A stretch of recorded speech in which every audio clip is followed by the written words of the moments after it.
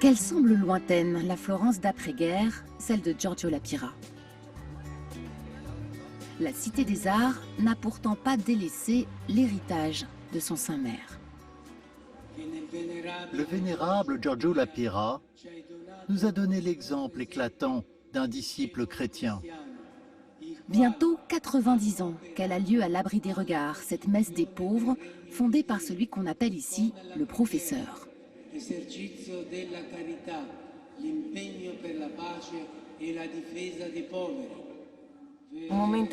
C'est un moment de prière très important.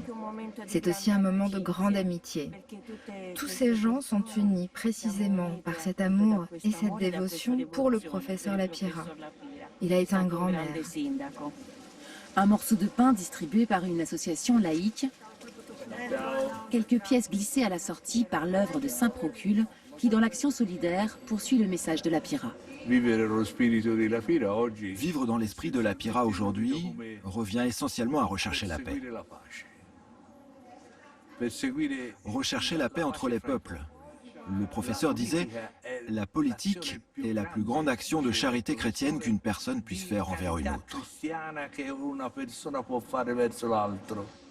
À la fin de sa vie, La Pira vit ici, au milieu des étudiants, dans cette maison de la jeunesse qui porte aujourd'hui son nom et où sa parole est transmise aux nouvelles générations. La Pira osait une expression très belle. Le chrétien doit vivre avec la Bible dans une main et le journal dans l'autre.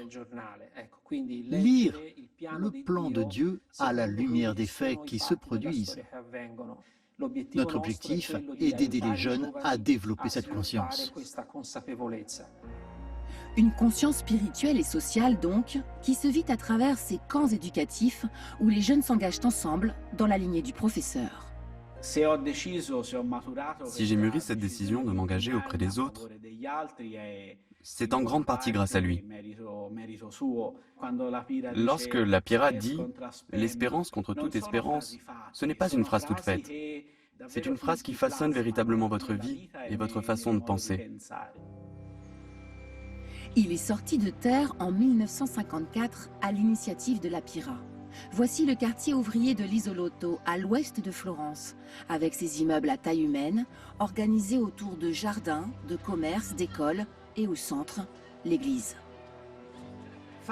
Faites que dans cette ville satellite soit cultivée pour les générations futures une semence féconde de bien et de civilisation. La phrase de La Pira que j'ai lue reflète vraiment ce que l'on a vécu au fil des décennies ici sur l'Isolotto.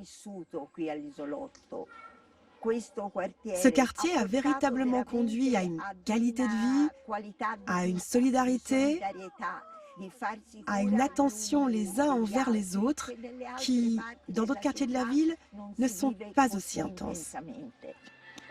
Apporter une qualité de vie aux classes populaires, une conscience sociale aux jeunes, une nourriture spirituelle aux pauvres, trois facettes de l'héritage de La Pira pour le bien commun.